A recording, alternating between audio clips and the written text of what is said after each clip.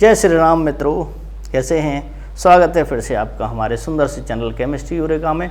और आज हम आपको यूपी पीजीटी जो एग्ज़ाम आपका 17 और 18 अगस्त को है, उसमें जो क्वेश्चंस आएंगे उसके बारे में बताएंगे। तो हमने जो यहाँ पर एक यूनिट ली है वो है केमिकल इक्विलिब्रियम यानी रासायनिक साम्यावस्था। तो उसमें किस प्रकार के क्वेश्चंस आए हैं, किस प्रकार के कुछ अलग टाइप के भी क्वेश्चन हम आपको आज से डेली बताएंगे। ठीक है बच्चों, तो देखते रहिए किस टाइप के क्वेश्चंस आए हुए हैं। जैसे पहला है यहाँ पर रासायनिक साम्य केमिकल इक्विलिब्रियम जो सिलेबस में है, वो डिग्री ऑफ फ्रीडम भी पूछी गई हैं आपसे। वांट ऑफ इक्वेशन भी है उसमें, वांट ऑफ समीकरण वो भी आ सकता है पूछने को। और इसके अलावा न्यूमेरिकल्स ज़्यादातर आए हैं, लेकिन वो छोटे छोटे न्यूमेरिकल्स हैं जो कि आजकल सीबीएसई की या यूपी बोर्ड की 11th की क्लास में आपको मिल जाएंगे। ठीक है बच्चों, तो यहाँ पर देखिए ये क्वेश्चन है, यहाँ पर ये आपको 11th-12th में नहीं मिलेगा।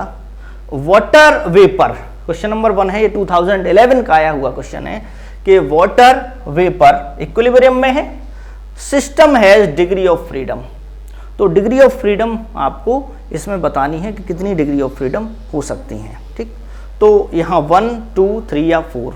तो सीधा सीधा आप इसका फॉर्मूला लगाएंगे। डिग्री ऑफ फ्रीडम का फॉर्मूला क्या होता है बच्चों, वो है क्वेश्चन नंबर 1 देखिए, degree of freedom F = C - P + 2 ये होता है, C - P + 2। तो C क्या है यहाँ पर, देखिए कंपोनेंट क्या है, C होता है कंपोनेंट। यहाँ पर कंपोनेंट है अवयव जो है वो है वाटर वेपर, यानी वाटर है, वाटर का फॉर्मूला क्या होता है H2O, और वाटर वेपर का भी फॉर्मूला H2O होता है। तो कंपोनेंट एक ही है यहाँ पर, यानी केवल जो वाटर है यानी जल जो है वो वाष्प में बदल रहा है। तो वाष्प जो है, वाष्प वो भी तो जल ही है, H2O उसका फॉर्मूला है, बस उसकी स्टेट चेंज हो गई है। ठीक, तो यहाँ पर कंपोनेंट कितना हुआ, एक हुआ, -P 2 फेज हैं। P क्या है, फेज है। यहाँ पर फेज कितने हैं, वाटर और वेपर, यानी एक तो है जल वो लिक्विड है, ठीक, द्रव अवस्था में है, और एक है आपकी गैस अवस्था। तो एक द्रव अवस्था एक गैस अवस्था। तो कितने फेज हो गए, 2 हो गए। समझ में आ गया, 2 फेज हो गए, यानी ठोस द्रव गैस, ये 3 फेज हो गए। तो अगर यहाँ पर द्रव है और ये वाष्प है यानी लिक्विड और वेपर, तो ये 2 फेज हो गए। तो यहाँ देखिए 2 + 2 तो कितना हो जाएगा, यहाँ पर 2 से 2 कैंसिल हो गया, 1 आ गया। तो डिग्री ऑफ फ्रीडम बच्चों ये से यहाँ पर क्या हुई आपकी 1 आंसर हो गया। क्लियर, तो देखिए कितना सिंपल है, यहाँ पर ऐसे हम कर सकते हैं। सेकंड क्वेश्चन ये भी 2011 में आया हुआ है, 4N2 + 3H2 इक्विलिब्रियम में है, रिवर्सिबल का साइन है ये, 2NH3 + हीट। यहाँ पर Kp और Kc का रिलेशन पूछा गया है। तो ये रिएक्शन दे रखी है, इक्वेशन दे रखी है, इसके लिए Kp Kc का रिलेशन क्या हो जाएगा, Kp बराबर होता है KcRT की पावर ΔN। Kp क्या है, ये इक्विलिब्रियम कांस्टेंट है in terms of pressure. Pressure के पदों में ये रासायनिक साम्यावस्था स्थिरांक है। ठीक, साम्य स्थिरांक है ये, इसी टाइप से ये भी साम्य स्थिरांक है, लेकिन ये सांद्रता के पदों में Kc।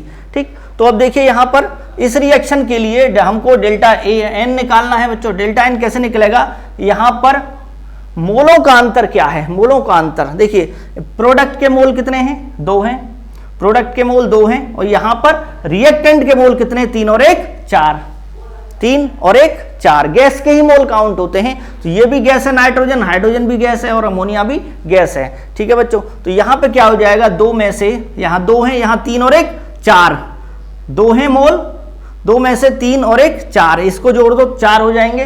तो प्रोडक्ट के मोल कितने हैं, ΔN कितना हो गया आपका डिफरेंस 2, प्रोडक्ट के मोल 2 हैं, रिएक्टेंट के मोल 3 और 1 4, तो ये 4 हो गया, कितना हो गया -2। तो इस वैल्यू को रख दीजिए, Kp = KcRT ΔN -2। तो आंसर क्या हो जाएगा इसका, Kp = KcRT की पावर -2। तो C जो है ऑप्शन इसका बच्चों क्या हो जाएगा, यहां पर करेक्ट हो जाएगा। ठीक है ना। तो इसी टाइप से और भी क्वेश्चंस आप कर सकते हो। जैसे यहां देखिए बहुत सिंपल है, थर्ड देखिए, थर्ड में if the values of Kp is x की वैल्यू कितनी है, Kp यानी Kp की वैल्यू कितनी है x, for the reaction A + B से ए बी बन रहा है यहाँ पर। द वैल्यू ऑफ के P for the reaction 2A + 2B reversible 2AB, जिसका निकालना है। तो ये भी बहुत इजी है, कैसे करेंगे यहाँ पर देखिए, यहाँ देखिए इससे अगर आप कंपैरिजन करते हैं तो इससे यहाँ पे लाने के लिए हमें 2 की मल्टीप्लाई करनी पड़ेगी, ठीक। तो यहाँ से यहाँ यानी 2A हो गया है, ये B 2B हो गया है, ये 2AB हो गया है। तो हमें कितने की मल्टीप्लाई करनी पड़ी, 2 की मल्टीप्लाई करनी पड़ी। तो अब क्या करेंगे इस वाली रिएक्शन के लिए निकालने के लिए, तीसरा Kp डैश मान लीजिए। तो पहली वाली जो रिएक्शन है उसके लिए क्या माना था इन्होंने, Kp, ठीक। The value of Kp is x, Kp की वैल्यू क्या है पहली वाली के लिए, x है, समझ में आ गया। तो क्या करेंगे हम Kp डैश निकालेंगे, Kp डैश मान लीजिए इसको, तो ये हो जाएगा x का स्क्वायर, x का स्क्वायर। यानी अगर हमने इसमें इससे इसको लाने के लिए 2 की मल्टीप्लाई की है तो जो भी इसका कांस्टेंट है उसमें उसका स्क्वायर हो जाएगा, यानी पावर लग जाती है, ठीक। अगर हमने 3 की मल्टीप्लाई की होती यानी 3AB + 3B + 3AB 3 की मल्टीप्लाई की होती तो यहां पर पावर कितनी हो जाती, 3 हो जाती है। क्लियर है बच्चों, ये समझ में आ गया। तो इसका आंसर हो जाएगा C x²। देखिए छोटे छोटे क्वेश्चंस हैं, कोशिश करेंगे जल्दी से जल्दी हम इसको करा दें। If the values of equilibrium constant Kc for dissociation of PCl5 at 300 degree Celsius is 0.0625। यहां देखते हैं कि if the value of equilibrium constant Kc for the dissociation of PCl5, तो डिसोसिएशन करना है PCl5 का, PCl5 को डिसोशिएट कीजिए PCl3 + Cl2 में, ये हो गया डिसोसिएशन। तो इसमें क्या है कि इक्विलिब्रियम कांस्टेंट Kc की वैल्यू दे रखी है आपको, Kc दे रखा है, ठीक यहां पर, और Kc के वैल्यू कितनी है, ये है। तो Kp निकालना है, तो Kc है आपका, Kc कितना है 0.0625। तो Kp क्या होता है, Kc RT की पावर डेल्टा n, ये होता है आपका क्या बच्चों यहाँ पर Kp की वैल्यू। तो Kc की दे रखी है और डेल्टा n निकालना है आपको। तो डेल्टा n क्या हो गया, यानी Kp = Kc RT, delta n हो गया आपका। देखिए मोल देख लीजिए, ये दोनों गैस है, PCl3 भी गैस है, Cl2 भी गैस है। तो दो में से एक मोल इसका है, एक मोल इसका है, तो 2 मोल हो गए। 2 मोल में से PCl5 का 1 मोल घटाइए तो मोलों का जो डिफरेंस है, अंतर है, वो निकल जाएगा। तो डेल्टा n क्या हुआ, यहाँ पर 1 हुआ। तो जब आप RT की पावर 1 लगाएंगे डेल्टा n, तो ये Kc RT हो जाएगा, ठीक। अब वैल्यू रख दीजिए, Kc कितना है 0.0625 मल्टीप्लाई 0.0821, ये R की वैल्यू है, ये R की वैल्यू है 0.0821 मल्टीप्लाई टेम्परेचर है यहाँ पर कितना डिग्री सेल्सियस है, 300 को केल्विन में चेंज कर लीजिए तो हो जाएगा आपका 573 केल्विन। बहुत इजीली ये सॉल्व हो जाएगा। देखिए इसको अगर आप पूरा सॉल्व करते हैं 0.0625 0.0821 और 573, तो ये जो लगभग आता है इसकी जो वैल्यू है, अगर पूरा सॉल्व करते हैं तो 2.94 आएगा, और जो कि ऑप्शन ये मैच कर रहा है, ठीक। और अगर आप और इसको की कैलकुलेशन, देखिए शॉर्ट ट्रिक बता रहा हूँ कि अगर कैलकुलेशन आपको थोड़ा डिफिकल्ट पड़ती है यहाँ पे तो परेशान ना हो। Kp = होता है यहाँ पर, देखिए इस वैल्यू को ले लीजिए 0.06 को ले लीजिए, 0.08 को ले लीजिए, बाकी डिजिट को छोड़ दीजिए जल्दी करने के लिए, क्योंकि एग्जाम में कम समय होता है और फिजिकल के क्वेश्चनों को करने के लिए आपको समय चाहिए और स्पीड चाहिए। तो यहाँ पर 573 ऐसे कर दीजिए, तो ये सीधा सीधा क्या हो जाएगा 86 जा आर्चिंग 48, 4 प्लेस पे है वैल्यू, ये हो गया मल्टीप्लाई 573। देखो कितना इजी हो गया, अब आप आराम से कर सकते हैं। अब इसका जो आंसर आता है वो आता है 2.65 लगभग। वैसे क्योंकि कुछ वैल्यू आपने छोड़ दी है तो एग्जैक्ट तो आएगा नहीं बिल्कुल। अब देखिए मैच कीजिए कि ये किसके क्लोज है, तो ये इसी के क्लोज है, इसके क्लोज नहीं है, इसके क्लोज नहीं है, ये 62.5 है यहाँ, तो ये आंसर इसका सही हो जाएगा। ठीक, और नेक्स्ट देखते हैं हम, इसको रफ किए देते हैं, समझ में आ गया होगा आपके। तो यहाँ पे इसको रफ करने के बाद चलते हैं हम नेक्स्ट क्वेश्चन पे, वो है जैसे यहाँ if the equilibrium constant and rate of backward reaction in a chemical equilibrium are 2.5 and 3.2। ठीक, equilibrium constant and rate of backward reaction in a chemical equilibrium. तो देखते हैं इसको, velocity of forward reaction will be. तो यहां क्या हो जाएगा बच्चों, इसको देखिए, फॉर्मूला क्या होता है, के सी इज इक्वल टू के फॉरवर्ड अपॉन के बैकवर्ड। यानी जो इक्विलिब्रियम कांस्टेंट होता है वो फॉरवर्ड रेट कांस्टेंट का, forward rate constant, forward velocity constant, और ये बैकवर्ड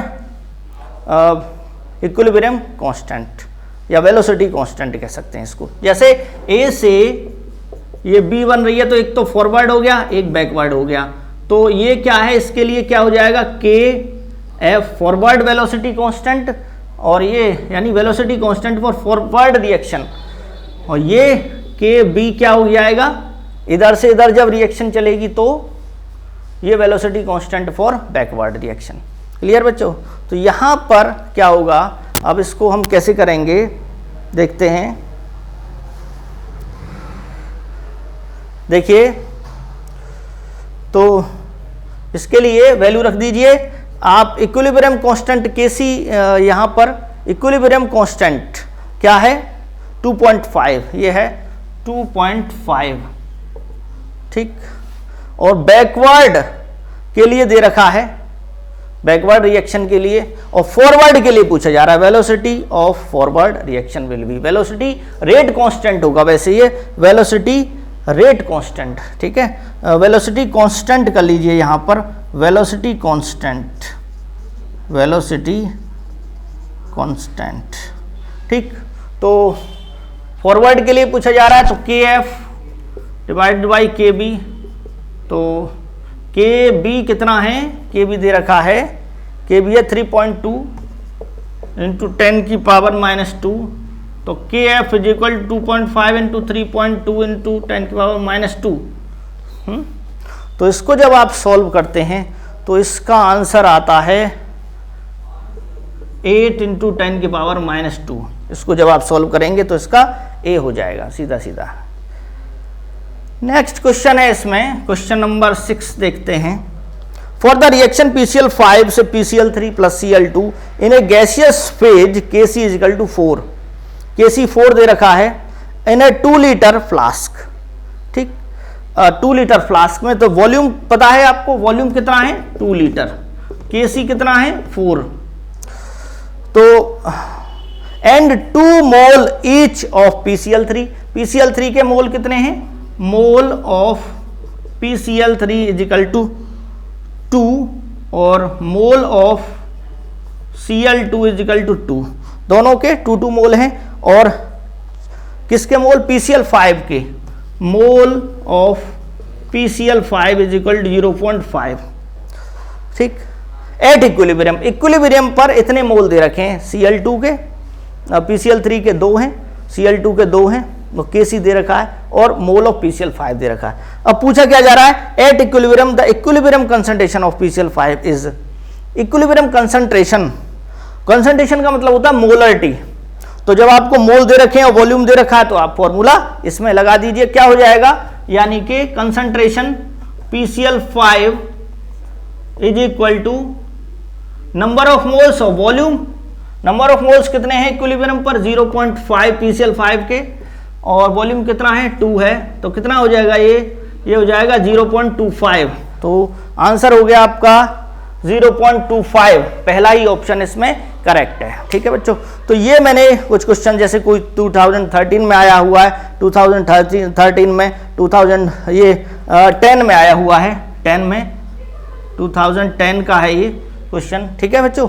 तो इस टाइप से यहाँ पे आप इनको कर सकते हो और बहुत ही ये सिंपल क्वेश्चंस हैं। इसी टाइप के हम वीडियो में और वीडियो में आपको बताते रहेंगे, ठीक है बच्चों। तो थैंक्स फॉर वॉचिंग। जय श्री राम बच्चों।